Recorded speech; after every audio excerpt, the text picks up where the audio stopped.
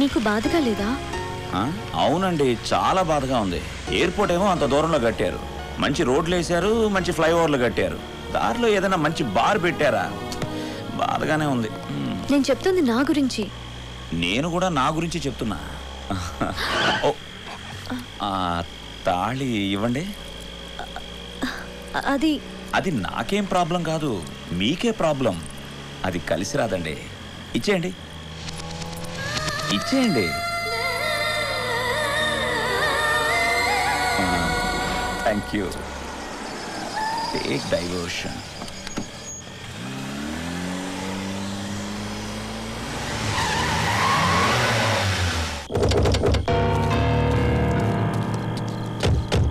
ఇతనేనా ప్రవీణ్? కాదు.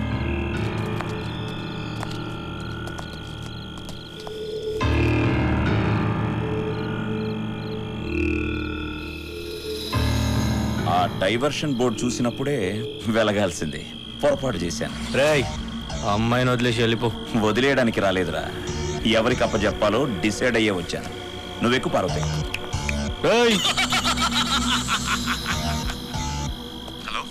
ప్రవీణ్, మన matter settle చేస్తున్నా. పార్వతిని ఎయిర్పోర్ట్కి తీసుకెళ్లే సంగతి ఇంట్లో వాళ్ళకి తెలిసిపోయింది అనుకుంటాను. నువ్వు పని చేయి, శంషాబాద్ నుంచి రిటర్న్ అయ్యేటప్పుడు రాక్ పాయింట్ దగ్గరకు వచ్చాయి. పార్వతిని తీసుకెళ్దు కానీ. రాయ్, మీరింటికి బయలుదేరండి. వెళ్ళండి. ఆ అమ్మాయిని తీసుకురారా.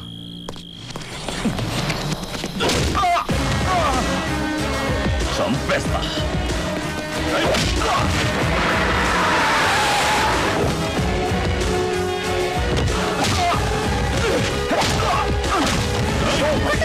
ఇతనే ప్రవీణ్. ఓహ్, నువ్వేనా ప్రవీణ్? తీసుకెళ్ళు. వెళ్దామా?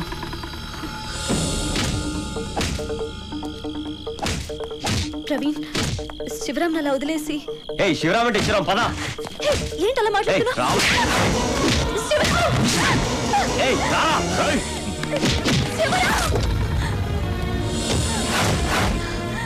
వీడా?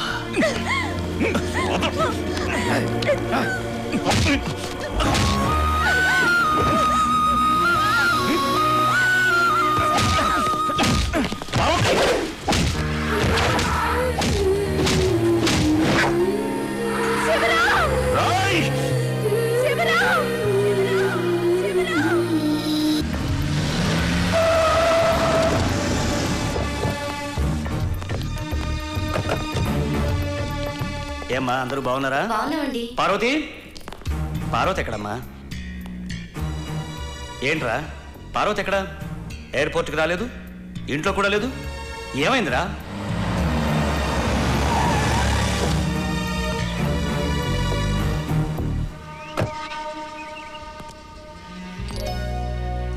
మీరు? నేను పార్వతి తండ్రిని. పార్వతి ఎక్కడ? లోపల స్నానం చేస్తోంది.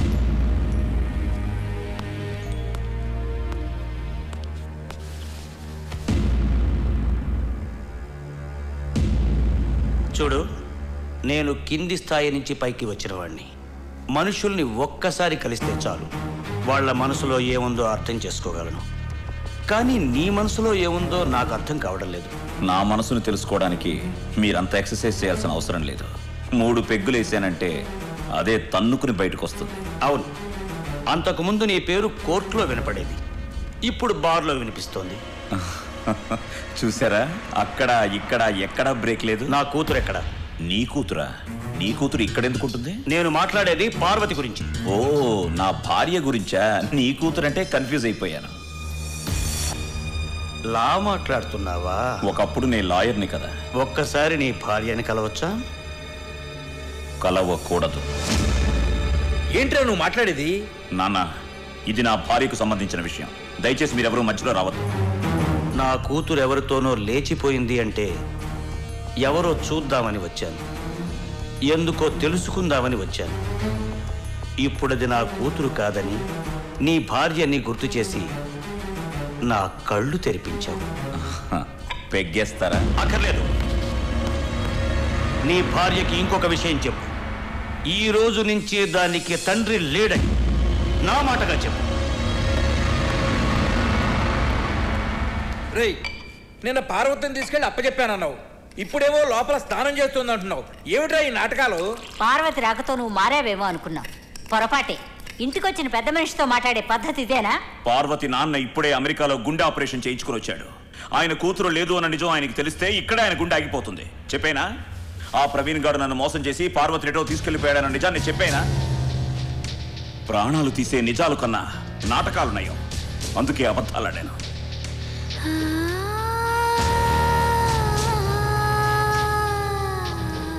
ఆ తాళి వేసుకున్న వాళ్ళకే ప్రాబ్లం. తాళి వేసుకున్న వాళ్ళకే ప్రాబ్లం.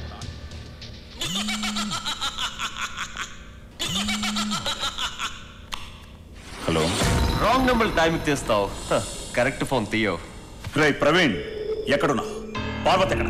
నువ్వు ఇంకోసారి ఫోన్ తీయకపోతే నేను పార్వతిని చంపేద్దాం అనుకున్నాను. But she is very lucky. Just miss. మాట్లాడతావా? 1 sec. శివరాం వీడిని చంపేయ్. ప్లీజ్ శివరాం, నన్ను కాపాడు. నన్ను ఒక బంగ్లాలో బంధించు. రే ప్రవీణ్, ముక్కు మొహం తెలియకుండానే దీన్ని కాపాడి నా ప్లాన్ అంతా పాడు చేసావు. మరి నాకు నష్టపరిహారం ఇవ్వాల్సింది నువ్వే. ఎంతో తెలుసా? 5 crore. 5 కోట్ల ఎక్కడి నుంచి వస్తుంది? పార్వతి ఫాదర్ అడిగి తీసుకో. అది నువ్వు అడిగినట్లుగానే. మళ్ళీ ఫోన్ చేస్తాను, ఆలోచించి చెప్పు. బాయ్. రైట్.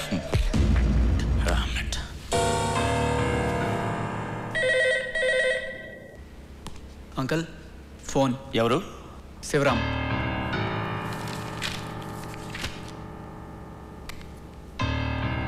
చెప్పు శివరాం.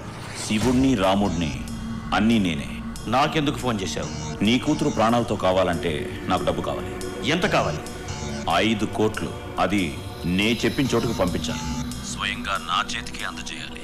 చూడు, అనవసరంగా దొంగదారులు ఆలోచించద్దు.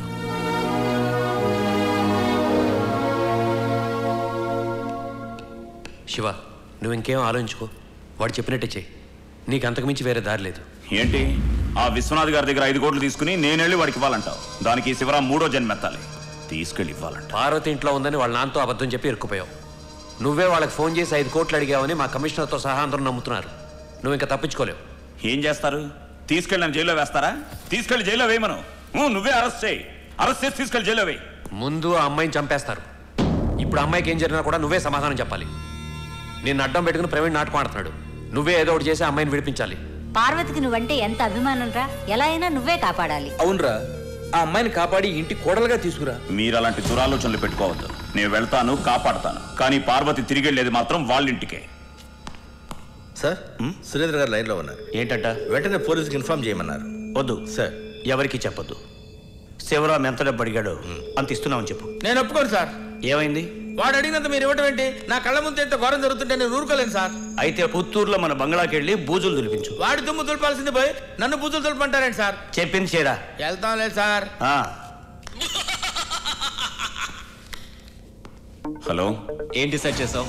నేనేం డిసైడ్ చేస్తాను? డెసిషన్స్ అన్ని తమరివేగా. నువ్వు ఎక్కడికంటే అక్కడికి తీసుకొస్తాను. పార్వతి కోసం నువ్వు వస్తావని తెలుసు. ఆ విశ్వనాథ్ గారు ఇచ్చిన డబ్బులు తీసుకుని దర్గా హౌస్కి వచ్చాయి. పిచ్చి పిచ్చి వేషాలు వేసావంటే పార్వతి ప్రాణాలతో ఉండదు. ఓకే?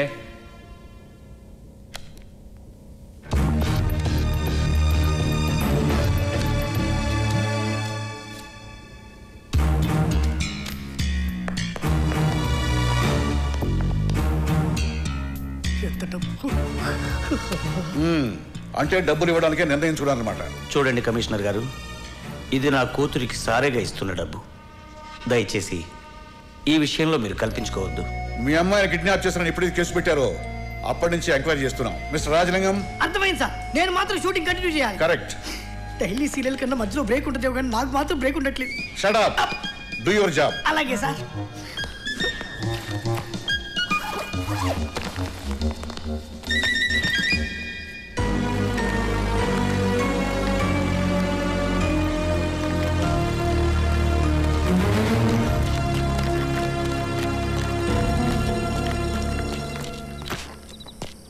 అయ్యా, తెలివైన వారు కనుక తోడు తెచ్చుకున్నారు. నేనే వెధవరా ఒక్కడే లాక్కొచ్చాను. ఇదిగో మీరు చెప్పిన అమౌంట్ లెక్క చూసుకోండి.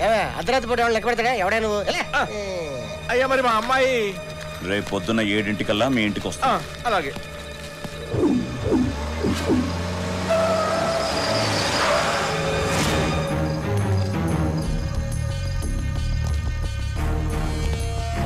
ప్రవీణ్,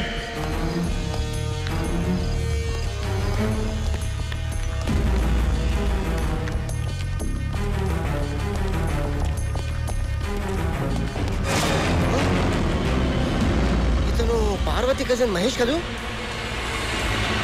మహేష్ మహేష్ రే నీదేనా ఫోను? హలో, అమౌంట్ తెచ్చావా? తెచ్చా. నువ్వెక్కడ? ముందు సూట్ కేసు వస్తారు, ఓపెన్ చేసి చూడు. రే, సూట్ కేసు ఓపెన్ చేయి.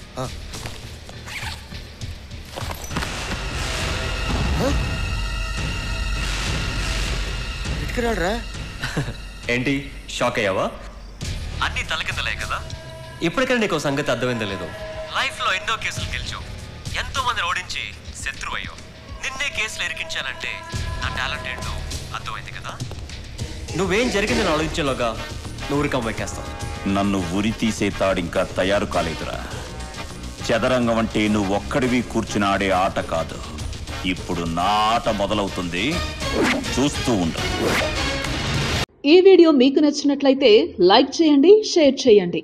ఇలాంటి మరిన్ని సరికొత్త సినిమా వీడియోల కోసం ఛానల్ని సబ్స్క్రైబ్ చేయండి. అలాగే ఇక్కడ ఉండే ఈ గంట సింబల్ని క్లిక్ చేయండి. మేము అప్డేట్ చేసే ప్రతి వీడియో నోటిఫికేషన్స్ మీకు వచ్చేస్తాయి.